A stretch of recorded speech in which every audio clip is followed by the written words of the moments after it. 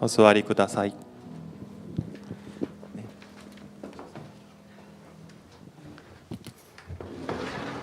네, 여러분 안녕하십니까? 皆さんおはようございます。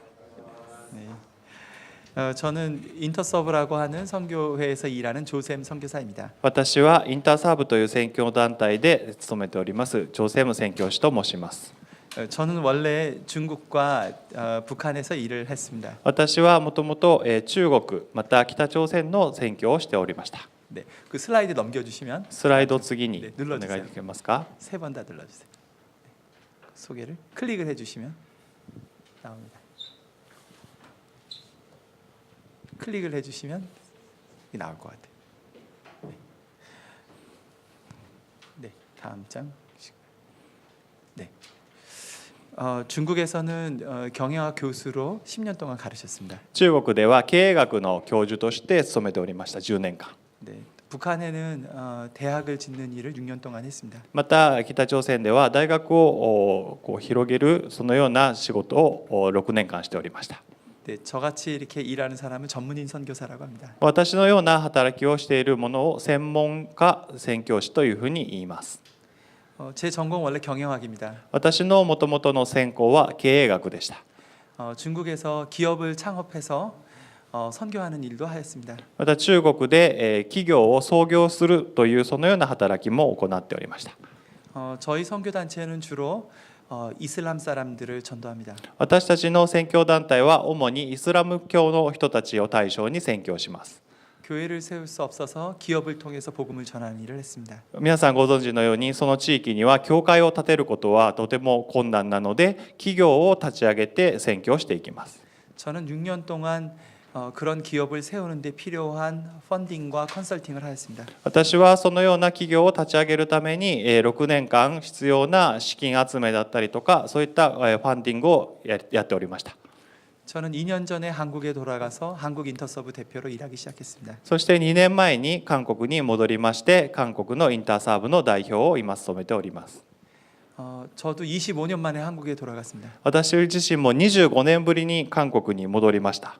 그래서 저는 어떨 땐 제가 한국 사람이 아닌 것 같습니다. ある時には私自身が韓国人じゃないような気がします。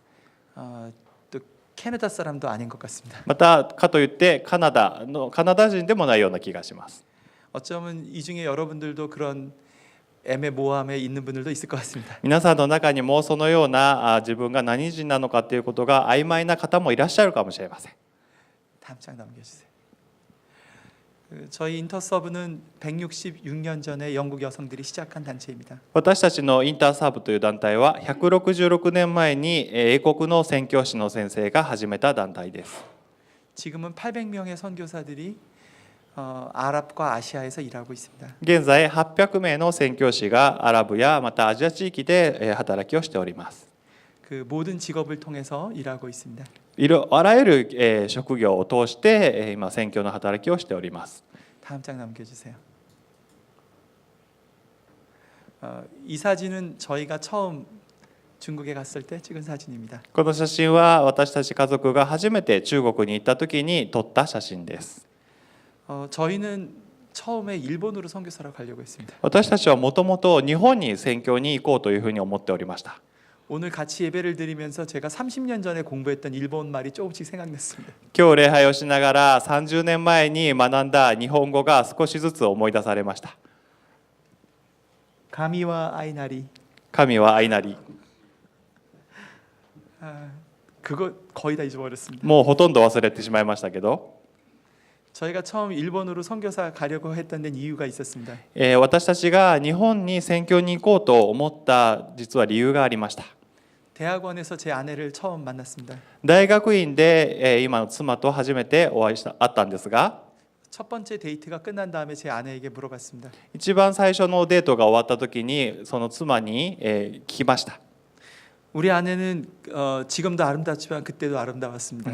今も美しいですがその当時もすごく美しかったです。 저는 뭐 별로 그런 편은 아닙니다. まず私はそうではないですが、 그렇지만 용기를 내서 얘기했습니다. でも勇気を出してきました。 나는 선교사가 되기로 결심했기 때문에 私は宣教師になろうというふうに今決心しているんだけども、 만약 그게 싫으면 안 만나면 좋겠다고 얘기했습니다. もしそれが嫌だったら私と付き合わない方がいいよっていうふうにはっきり言いました。 근데 예상과는 달리 제 아내가 괜찮다고 했습니다. でも予想とは反して、妻が私は大丈夫ですよっていうふうに言いました。 그래서 결혼을 했습니다. それで結婚しました。 미국에서 경영학 박사과정을 공부를 거의 마칠 때였습니다. アメリカで、経営学の博士号の勉強をほぼ終えようとしていた時 이제 선교사로 가는 거는 실제 문제가 되었습니다. で、宣教に行こうと思った時に実質的な問題が起こりました。 우리 아내는 그 선교사가 뭔지 몰랐기 때문에 그 전에 그렇게 대답한 거였습니다. 私の妻は実は宣教師が何かっていうことをよく分かってなくていいですよってただ答えてただけです。 그래서 별로 가고 싶어하지 않았습니다. それで実は本当は行きたいとは思ってなかったんですね、宣教に。 그래서 제가 그 전에 약속하지 않았냐라고 말했습니다. それでその時にあなた以前約束したじゃないっていうふうに言いました。 그랬더니 세 가지 조건을 세웠습니다. そしたら妻は3つの条件を言ってきました。 세 가지 조건이 맞는 곳엔 가겠다. 3つの条件に合うところだったら私は行きます。 추운 곳엔 가고 싶지 않다. 寒いところ行きたくない。 또 더러운 곳에는 가고 싶지 않다. あと不潔なところは行きたくない。 그리고 시대적으로 뒤떨어진 데는 가고 싶지 않다. また時代遅れのところには行きたくない。 제가 가만히 생각하니까 딱 한 나라가 있었습니다. それでじっと考えた時にその3つに合う条件の国が1つ浮かびました。 일본이었습니다. 日本でした。 그래서 일본말을 둘이 열심히 공부했습니다. それで日本語をすごく一生懸命学びました。 그런데 하나님께서는 저희를 일본으로 안 보내셨습니다. しかし神様は私たちを日本には送りませんでした。 저희를 중국 만주로 보내셨습니다. 私たちを中国の満州の方に送りました。 제 아내가 말한 조건과 전부 반대였습니다. 私の妻が言った条件とは全て反対のところに送られました。 그 하나님께서 제 아내의 마음을 변화시키셔서 神様が私の妻の心を変えてくださって、 저희가 기쁜 마음으로 그곳에 가서 일했습니다. 私たち家族は喜んでそこで働きをしました。 다음 장 넘겨주세요. 이 사진은 이 아이들이 다 큰 작년에 찍은 사진입니다. この写真はさっきの写真の子どもたちがみんな成長して去年撮った写真です。 이 사진 어디서 찍었을까요? この写真どこでしょうか？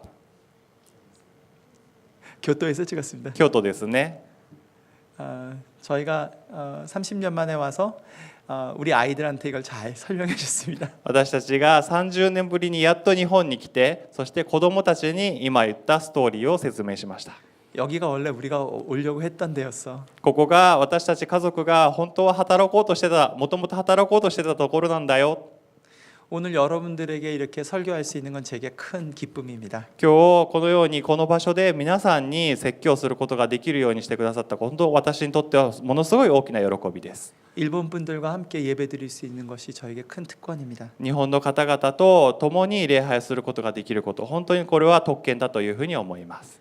제게 말씀 전할 특권을 주셔서 감사합니다. 私に御言葉を与えてくださる特権を与えてくださり感謝いたします。 다음 장 넘겨주시겠어요? 이런 말을 들어보신 적 있으신가요? このような言葉をお聞きになったことありますか？ 우리 아들이 자주 이 얘기를 합니다. 私の息子がよくこのことを言います。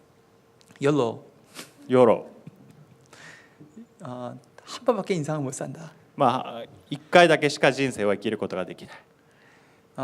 우리 아들은 한 번밖에 인생을 못 사니까 재밌게 살아야 된다고 얘기하는 것입니다. 私の息子が言うには1回しか人生どうせ生きられないんだから楽しんで生きなきゃねというふうに言います。 저도 대학 때 이 생각을 한 적이 있었습니다. 私も大学の時にはそのように考えたことがありました。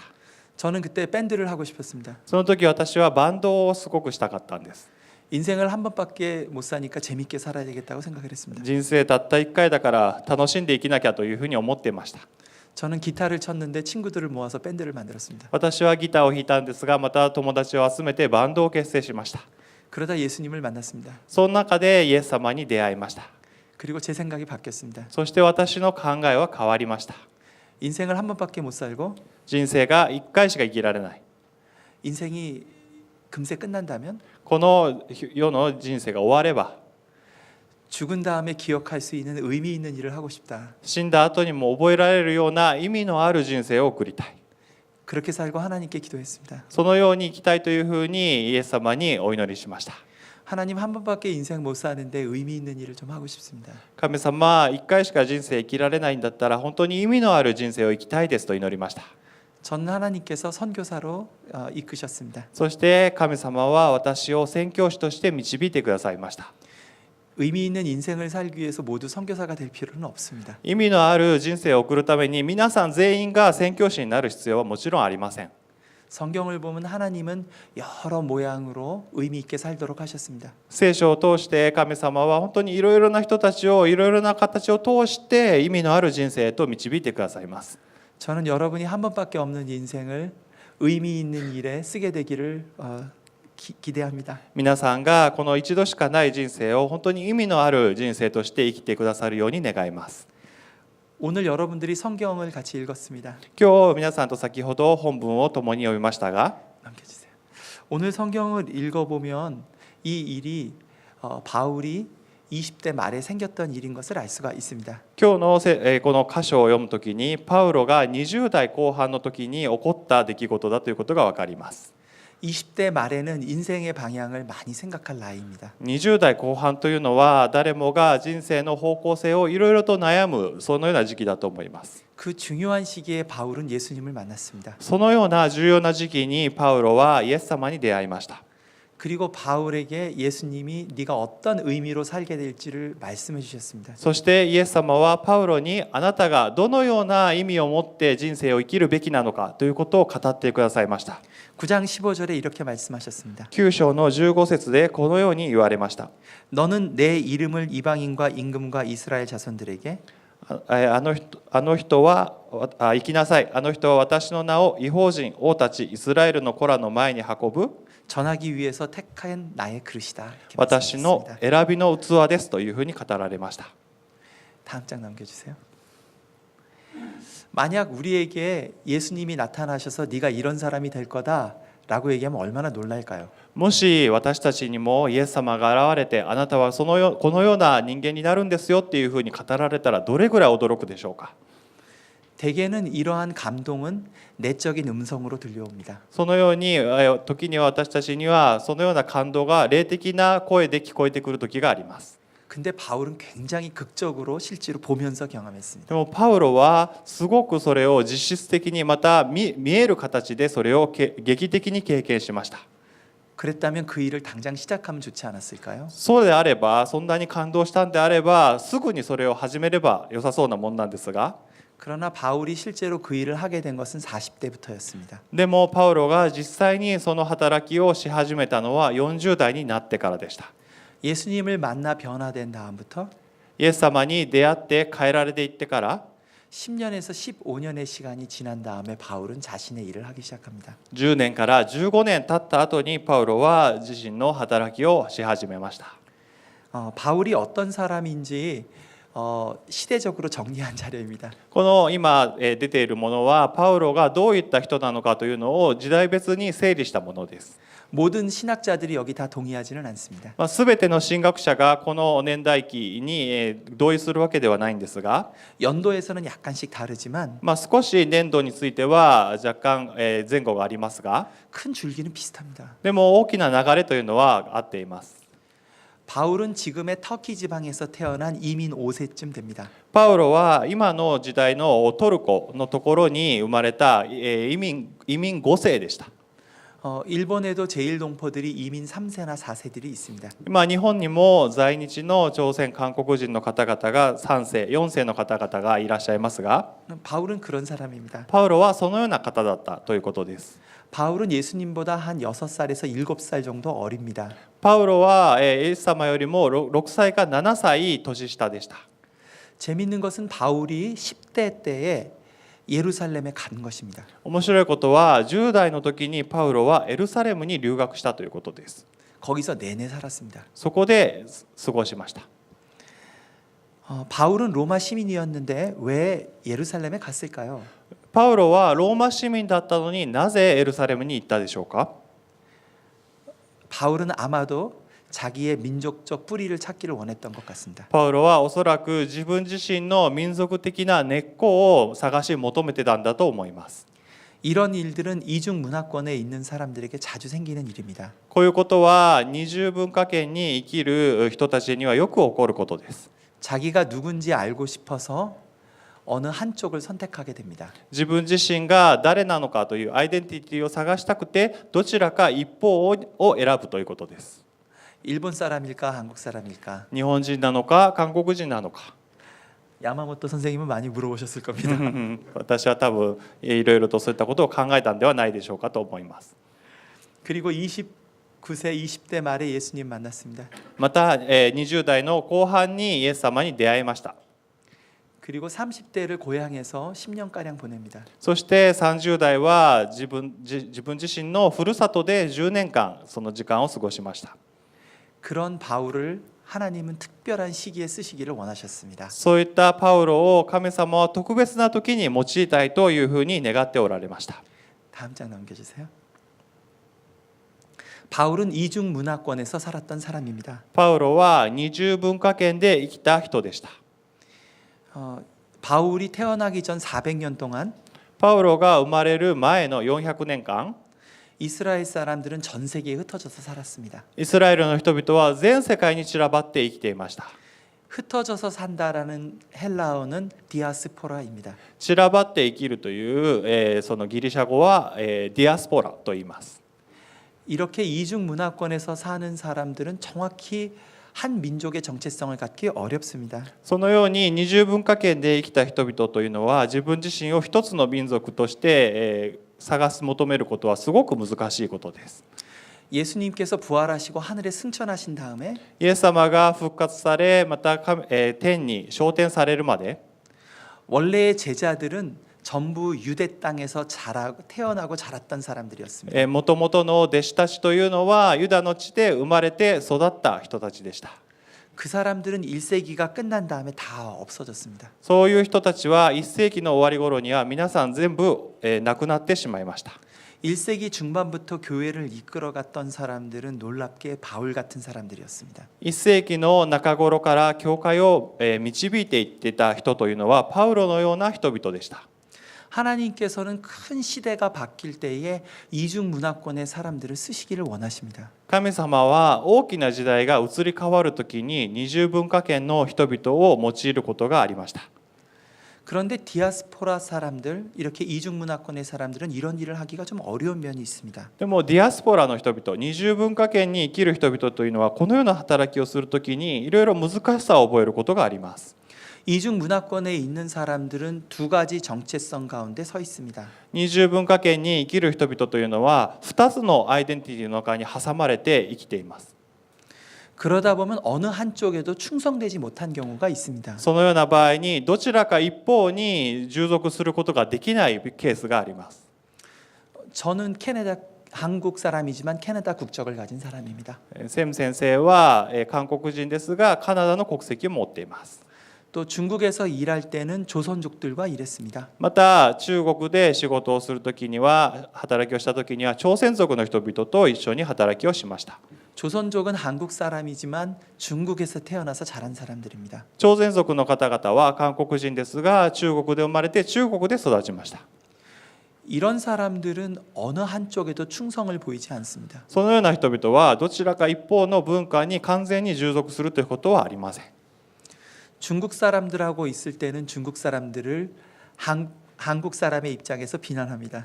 中国人の方々と一緒にいるときは中国人と一緒に韓国人の立場を批判します。 한국 사람들하고 있을 때는 중국 사람의 입장에서 한국 사람들의 문제점이 보입니다. また韓国人と一緒にいるときは中国人の立場で韓国人の問題点を指摘します。 그러다 보면 결국 남는 것은 자기와 자기 가족만 남습니다. そうして結局残るのは自分と自分の民族、自分の家族だけが残るわけですね。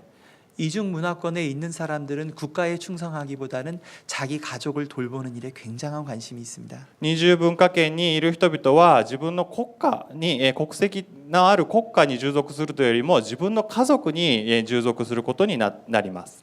그래서 자신을 넘어서서 의미 있는 일을 한다는 것을 생각하지 못할 때가 많습니다. なので自分自身を超えて何か意味のあることをしようとするときにすごく難しさを覚えるわけです。 그런데 하나님은 이런 사람들을 쓰시기를 원하십니다. でも不思議なことに神様はそのような人々を用いようとされます。 오순절 다락방에 성령이 처음 임하셨습니다. ペンテコステの時に聖霊様が弟子たちのところにその屋根裏部屋に注がれました。 제자들이 여러 가지 말로 복음을 전했습니다. 弟子たちはいろいろな国の言語で福音を述べ伝えました。 그 복음을 들었던 사람들은 누구였을까요? じゃあその福音を聞いた人々はどのような人たちだったでしょうか。 여러 나라에서 살고 있던 유대인들이었습니다. いろいろな国で生活をしていたユダヤ人たちでした。 하나님께서는 새로운 교회의 시대에 디아스포라들을 쓰시기를 원하셨던 것입니다. 神様は新しい教会の時代にディアスポラの人々を用いようとされたわけです。 그 당시에 왜 하나님은 이런 디아스포라 이중 문화권 유대인들을 쓰기를 원하셨을까요? なぜこの時代に神様はディアスポラ二重文化圏の人たちを用いようとされたんでしょうか。 그것은 거대한 역사적 상황들이 변하고 있었기 때문입니다. それは巨大な歴史的な背景の中にあったからです。 하나님께서 이런 변화를 세계의 주인으로 이끄시고 계셨습니다. 神様はそのようなことを歴史の主人として導いていかれていました。 넘겨주세요. 이것은 1세기 로마의 지도입니다. これは1世紀のローマの地図です。 이 로마의 중심에는 뭐가 있을까요? このローマのこの地図の中心に何があるでしょうか。 여러분들이 눈을 감고 지도의 한가운데 볼펜으로 찍으면 皆さんが目を閉じてその地図の真ん中だと思うところにボールペンを刺したら、 그 중심에 바다가 있습니다. そしたら多分、海になると思います。 로마는 바다의 제국이었습니다. ローマは海の帝国と言われていました。 로마가 카르타고를 무찌르고 ローマがカルタゴを目指し、 그리고 이집트를 악티움 해전에서 이겼을 때 またエジプトのアティウム神殿で勝った時に 지중해 전체를 장악할 수 있었습니다. 地中海全体を征服することができました。 로마는 지중해를 중심으로 무역과 비즈니스를 했습니다. ローマは地中海を中心として貿易ビジネスを進めました。 시저의 아들인 옥타비아누스는 로마를 통일한 후에 シーザーの息子であるオクタヌビヌスはローマを統一した後、 황제가 되었습니다. 皇帝になりました。 이런 강력한 제국, このような強大な帝国、 그것은 이스라엘 사람들은 한 번도 경험하지 못한 것이었습니다. そのようなことをイスラエルの人々は一度も経験することができませんでした。 그 제국이 돈을 중심으로 이끌어가는 것, そのような帝国をお金を中心にして導いていこうとするとき、 이스라엘 사람들은 경험하지 못했던 것입니다. イスラエルの人々はそのようなことを経験することはできませんでした。 자본주의와 돈의 힘은 이스라엘 사람들에게 굉장히 위협이 되었습니다. 資本主義またお金の力というのはイスラエルの人々にはものすごい脅威だったわけです。 예수님도 어렸을 때 노동자로 계약을 맺고 일을 했던 것 같습니다. イエス様も幼い時には労働者として契約を結んで労働をしました。 예수님의 비유 가운데 노동 계약이 굉장히 많이 나옵니다. イエス様の例えの中に労働契約の話がよく出てきます。 또 예수님은 돈의 위험도 잘 아셨습니다. またイエス様はお金の危険性ということもよくご存知でした。 이러한 문화를 이스라엘 사람들은 처음 경험하는 것이었습니다. このような文化を初めてイスラエルの人々は経験したわけです。 돈과 권력이 지배하는 세상, お金と権力が支配する世界、 그 가운데 하나님을 경배하는 사람으로 살아가는 것, そのような中で神様を礼拝しながら歩んでいく、 이스라엘에서만 자란 사람들은 많이 경험하지 못한 일입니다. イスラエルだけで生きた人には多く経験することができなかったことでした。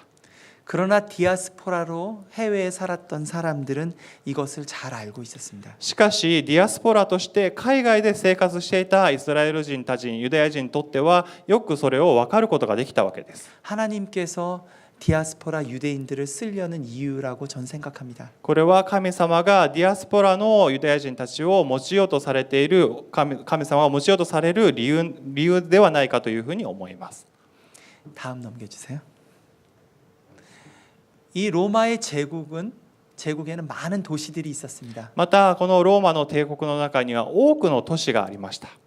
로마가 그 넓은 땅을 다 다스릴 수 없었기 때문에 なぜならローマがあの大きな巨大な領土をすべて治めることはできないので、 많은 도시들을 세우고 사람들을 거기에 모았습니다. いろいろなところに都市を建設してそこに人々を集めました。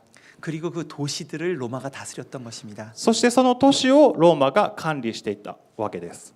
그 도시에서는 어떤 일이 발생했을까요? じゃあその都市でどういったことが起こったでしょうか。 그 도시에는 이렇게 많은 신전들이 있었습니다. その都市ごとに多くのこのような写真のような神殿が建てられました。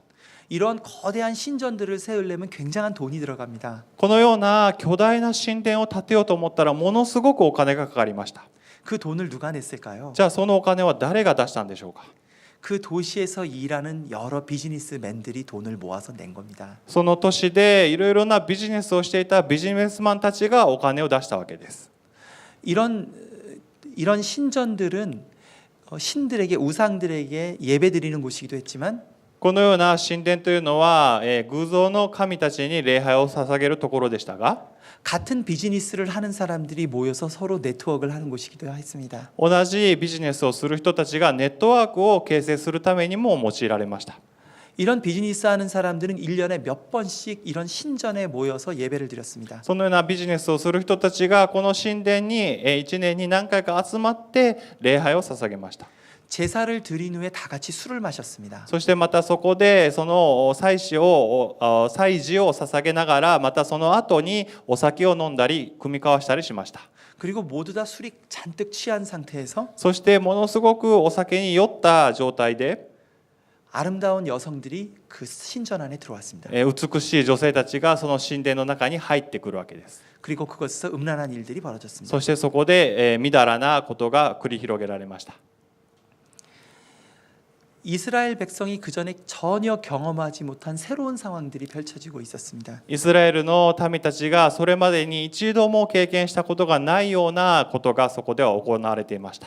과거 이스라엘 사람들은 하나님을 믿는 사람들끼리만 살았습니다. 過去にはイスラエルの人々は神様を信じる人たちだけで集まって生活をしていました。 그런데 이 도시에서 더 이상 그럴 수가 없습니다. しかしローマが建てたその都市ではそのような中では生きることができませんでした。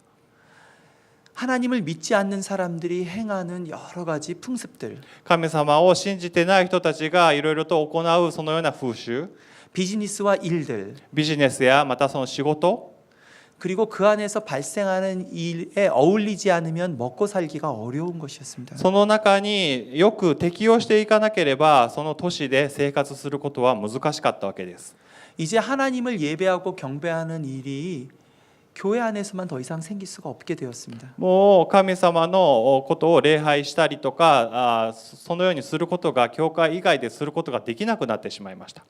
바울과 디아스포라 사람들은 이것이 무엇인지 잘 알고 있었습니다. パウロやまたそのディアスポラの人たちはそれが何かということをよく分かっていました。 이 중에 여러분들은 옛날이라면 이 동경에 있지 못했을 것입니다. そうこの方でここにいる人々は今東京では昔のようにすることができないというふうに思います。 한국과 일본은 굉장히 단일화된 문화입니다. 韓国また日本というのはすごく単一化された文化です。 외국 사람들을 아주 환영하지는 않습니다. 外国の人々をあまり歓迎はしないそのような文化じゃないでしょうか。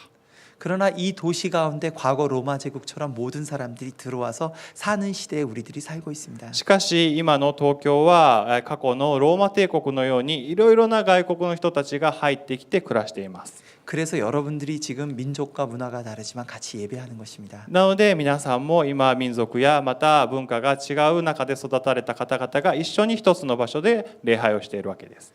그것이 세 번째 상황의 변화였습니다. それが3つ目の状況の変化でした。 예수님이 오시기 전 400년 전에는 이스라엘 사람들이 성전에서 하나님을 예배했습니다. イエス様が来られるその前の400年前イスラエルの人々は神殿で礼拝を捧げていました。 그 성전은 예루살렘에 있었습니다. その神殿というのはエルサレムにありました。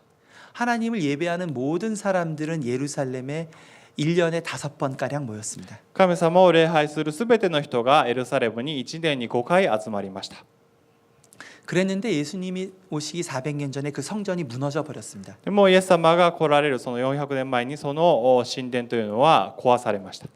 70년 뒤에 성전이 다시 세워졌지만 70年後にまた神殿は建て直されましたが、 그 안에 법궤가 없어져 버렸습니다. その中でまたそれがなくなってしまいました。 성전의 권위가 더 이상 있지 않습니다. その神殿の権威がなくなってしまったわけです。 그래서 이스라엘 사람들은 다른 모양의 종교적 제도를 만들었습니다. それでイスラエルの人々はまた別の形の宗教的なものを建てようとしました。 그것을 회당이라고 부릅니다. それが街道と呼ばれるものです。 시나거그. シナゴグ。 그 회당은 예루살렘에 있지 않고 전 세계의 도시에 있었습니다. その街道というのはエルサレムだけにあるのではなく、世界のいろいろなところに建てられました。 성전에서는 제사를 지냈지만 회당에서는 성경을 읽기 시작했습니다. 神殿では祭事が繰り広げられましたが、街道では聖書を読まれるようになりました。 성전으로 그전엔 모여야 했지만 이제는 회당에 흩어져서 모이기 시작했습니다. 神殿ではみんなが集まりましたが、街道ではいろいろな人々がバラバラに散らばって集まるようになりました。 바울이 태어났을 땐 이 회당이 전 세계에 굉장히 많았습니다. パウロが生まれた時にはその街道が本当に多く建てられました。 우리가 사도행전을 읽으면 바울이 그 회당을 방문해서 복음을 전하는 것을 볼 수가 있습니다. 使徒の働きを見ていくと、パウロがいろいろな街道を訪れたというところが書かれています。 그러나 회당도 종교적 틀로 한계에 부딪혀 있었습니다. でもこの街道というのも宗教的なツールとして、限界を迎えました。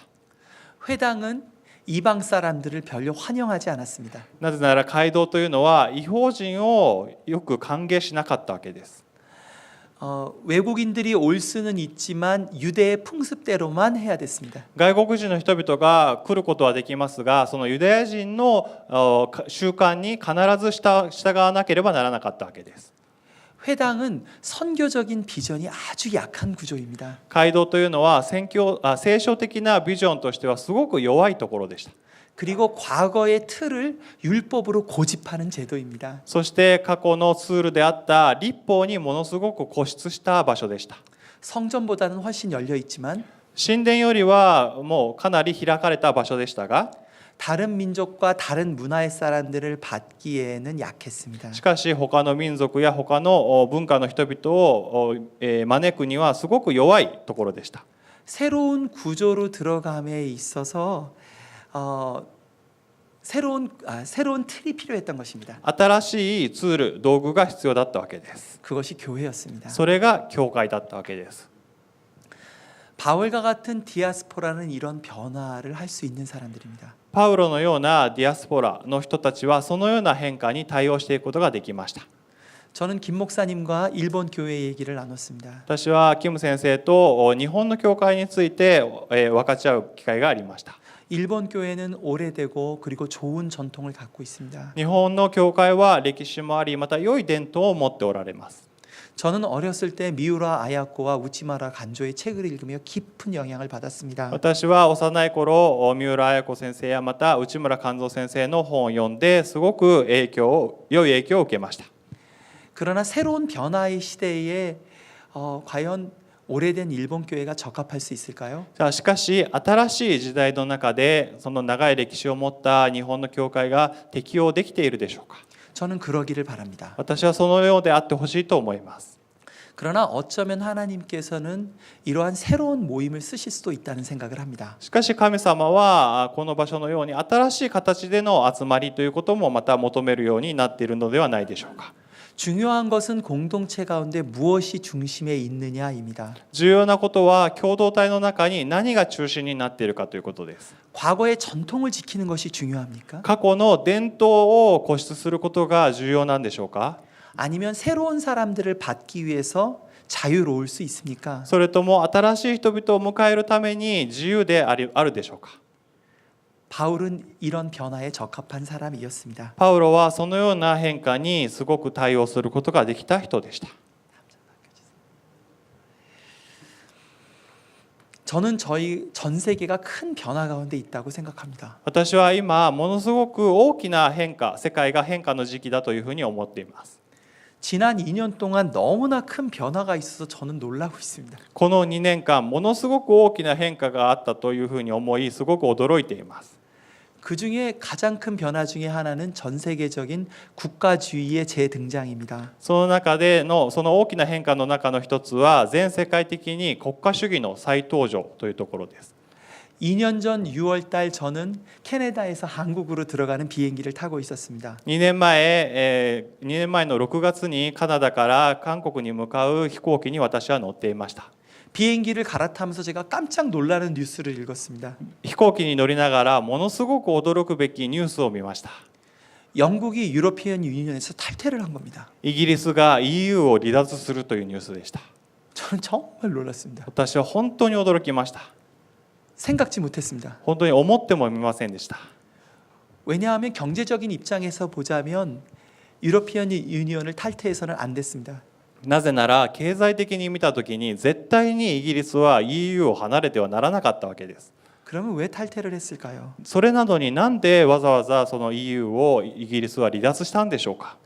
영국 민족끼리 살고 싶다는 생각이 강했기 때문입니다. イギリスは自分たちの民族だけで生きたいというふうに思ったからです。 그 이후에 계속된 전 세계적인 변화가 있었습니다. そしてそれ以降ものすごく大きな変化が世界中で起こっています。 북한의 김정은이 핵폭탄을 계속 터뜨리려고 했습니다. 北朝鮮の金正恩がすごく核兵器を持っていろいろと脅威になっています。 그것은 일본에 영향을 주면서 일본의 국가주의들이 재등장하는 모습을 볼 수 있었습니다. そしてそれが日本を攻撃することによって刺激することによって日本も国家主義的な考えが再登場してきました。 중국은 그 전부터 중국 국가주의가 아주 강한 나라였습니다. 中国はもともとそれ以前からも国家主義がすごく強い国でした。 그런데 시진핑의 등장과 함께 더욱더 국가주의가 괴물처럼 등장하는 모습을 보고 있습니다. そのような中にあって習近平が主席になってからもっとそのようなカラーが強くなっていきました。 저를 가장 놀라게 한 것은 트럼프가 대통령이 된 것입니다. その中でまた一番驚いたことはトランプがアメリカの大統領になったことです。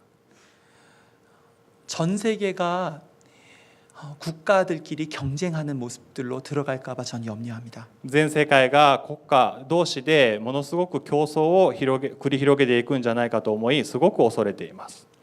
이런 변화 가운데 국가와 국가가 전쟁하고 갈등하지 않고 평화를 만드는 방법은 무엇일까요? そのような環境の中で国家同士が争うことなく平和的になっていく関係を築いていくときに何が必要でしょうか。 그것은 두 나라들 사이에 평화를 유지하려는 사람들이 있어야 합니다. それは2つの国の中で平和的に平和を維持することができるそのような存在の人が必要なわけです。 이중 문화권에 있는 사람들이 귀한 이유입니다. つまりそれは二重文化圏の人々が貴重だということの理由です。 미래에 있어서 중국과 한국의 일본의 가장 큰 변화는 뭘까요? 未来において日本、韓国、中国のあたりの一番大きな変化というのは何だと思いますか？ 저는 통일일 것이라고 생각합니다. 私は朝鮮半島の統一ではないかと思います。 통일은 중국과 일본과 한국을 하나의 경제권으로 묶을 것입니다. 統一は朝鮮半島の統一は日本、韓国、朝鮮半島また中国を一つの文化圏にすることではないかと思います。 물론 전혀 다른 변화로 전쟁이 날 수도 있습니다. もちろん全然違う変化として戦争が起こることもあるかもしれません。 저는 그렇지 않기를 하나님께 기도합니다. 私はそのようなことが起こらないように主にお祈りしています。 그러나 하나님이 은혜를 허락하셔서 남북이 통일이 된다면 神様の恵みの中で朝鮮半島が統一されたならば 오래전에 계획던 대로 한국과 일본 사이에는 지하 터널이 열리게 될 것입니다. もともと長い間計画されてたように日本と韓国の間に地下トンネルが開通するんではないでしょうか。 그래서 일본에서 신강생을 타면은 아침에 타면 점심 때 북경에 도착할 것입니다. そしたら日本で新幹線に朝乗れば昼頃に北京に着くことができるんではないでしょうか。 전혀 다른 시대에 우리가 들어가게 될 것입니다. これまで想像もできなかったような時代に突入していくと思います。 이 시대의 주역은 누가 될까요? じゃあそのような時代の主役は誰になるでしょうか。 저는 이중 문화권에 있는 사람들이 될 것이라고 생각을 합니다. 私は二重文化圏に生きる人々ではないかと思います。 지금 이런 얘기를 하면 여러분들 믿기가 어려울 것입니다. 今このような話をした時には皆さんもしかしたら信じられないかもしれません。 그러나 하나님께서 하시는 일은 생각보다 빨리 이루어질 수도 있습니다. しかし神様が行われる宮座というのは私たちの思ったスピードよりもものすごく早くなされる場合があります。 지난 7년 동안 견고한 성이라고 여겼던 이슬람이 변화되고 있습니다. 今この7年間ものすごくイスラムの文化がものすごく変化しています。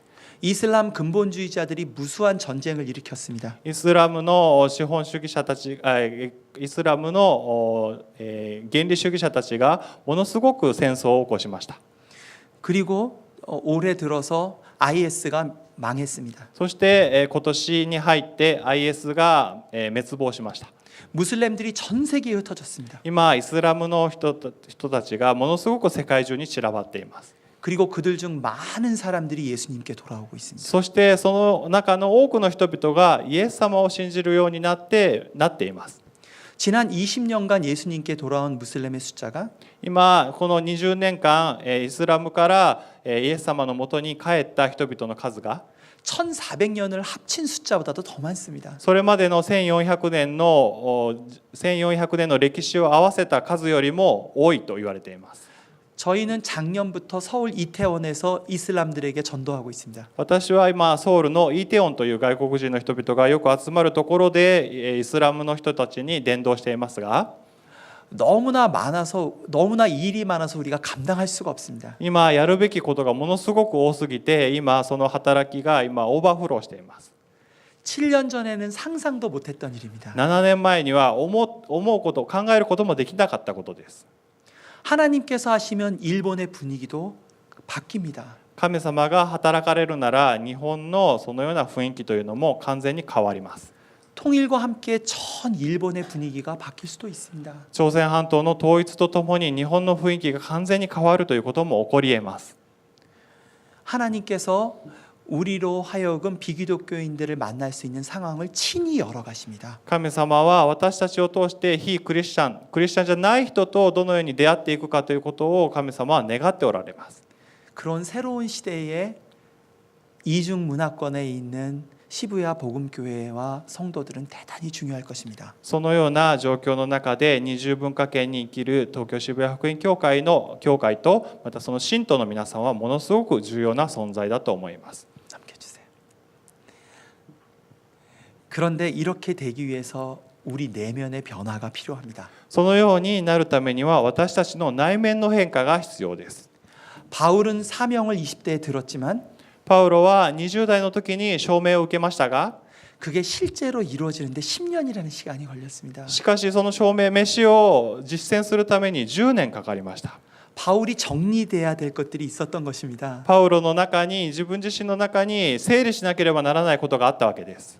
그중 하나는 집단적인 정체성입니다. そのような中の一つが集団のアイデンティティでした。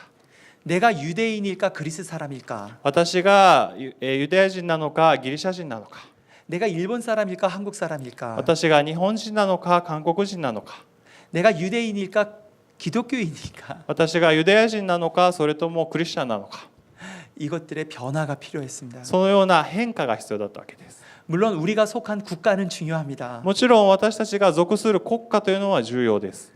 그러나 내가 캐나다 사람이기 전에 한국 사람이기 전에 저는 하나님 나라의 백성입니다. 私がカナダ人の前に韓国人の前に神の御国の民であります。 이것에 근본적인 변화가 필요합니다. このような根本的な変化が必要なわけです。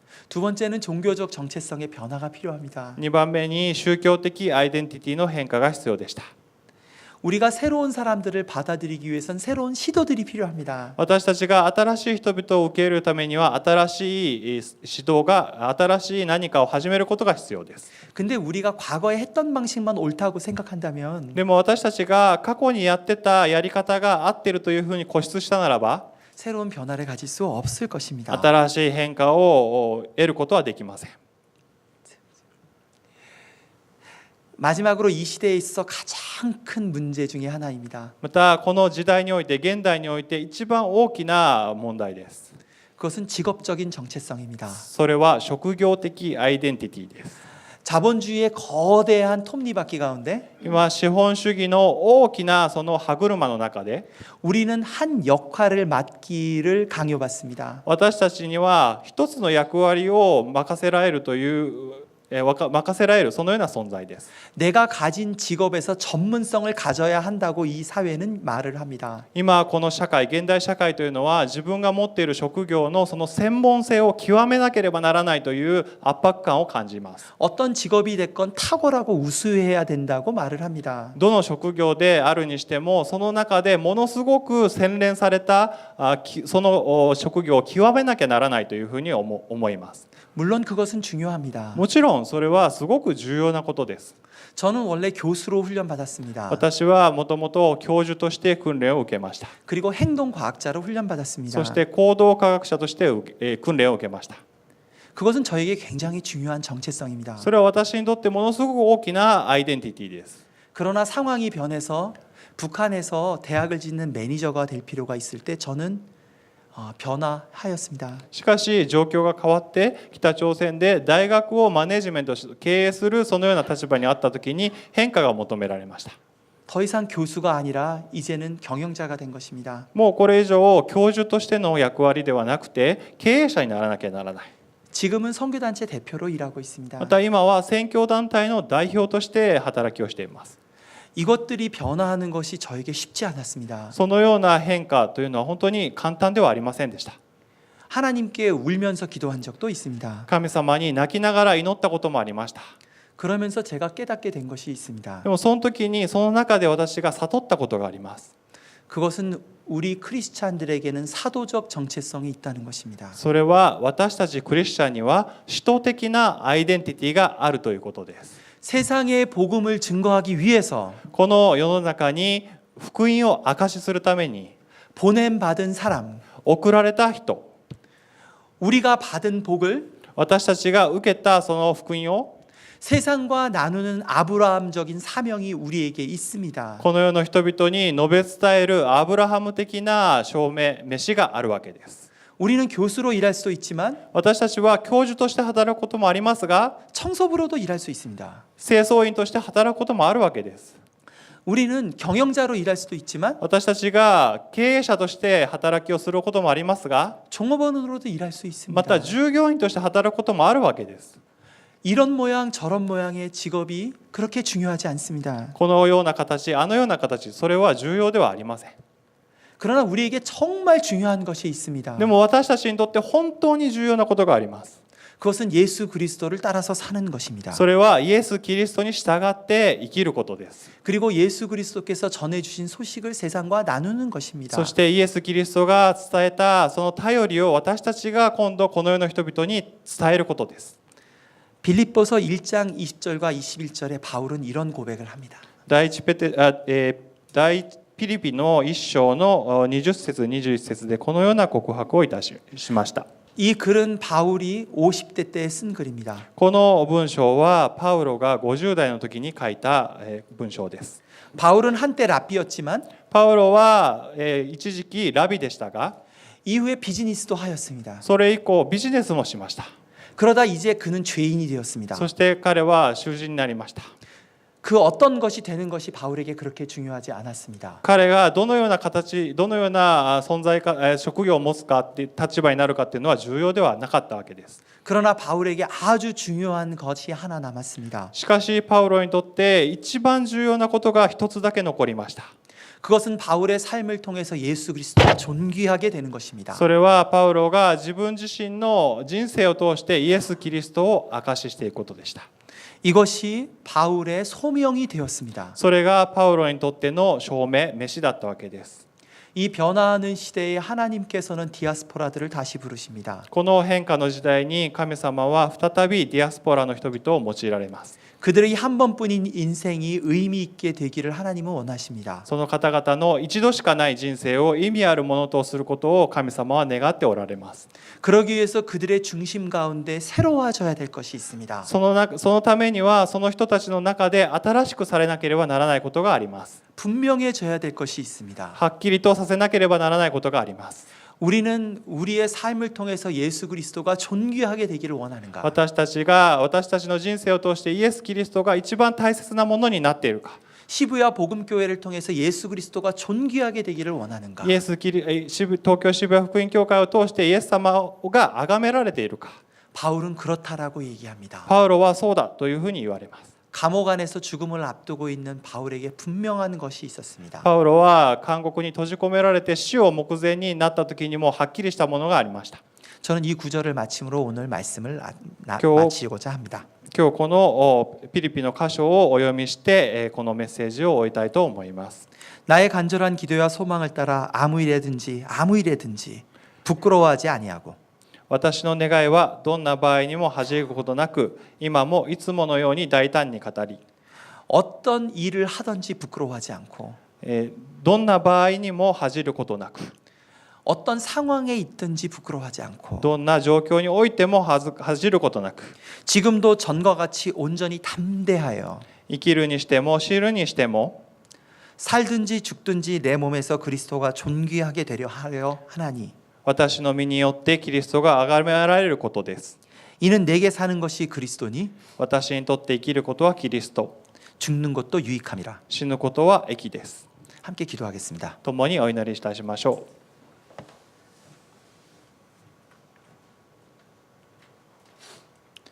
허망한 목적을 따라 죽어서 없어질 우리들을 私たちは虚しいところで死んでしまうような存在ですが、 예수님을 알게 하셔서 의미 있는 삶을 살게 해주셔서 감사합니다. イエス様を知ることができるようにして意味のある人生を送らせてくださり感謝いたします。 저희가 더 이상 세상 사람들의 방식으로 살지 않고 私たちがこの世の人々と同じように生きるのではなく、 세상 사람들이 원하는 데 맞추지 않고 またこの世の人々が望むところに合わせていくのではなく、 예수 그리스도를 존귀하게 사는 삶을 살게 되기를 원합니다. イエス・キリストを崇めることをするために生きる人生を生きることができますように。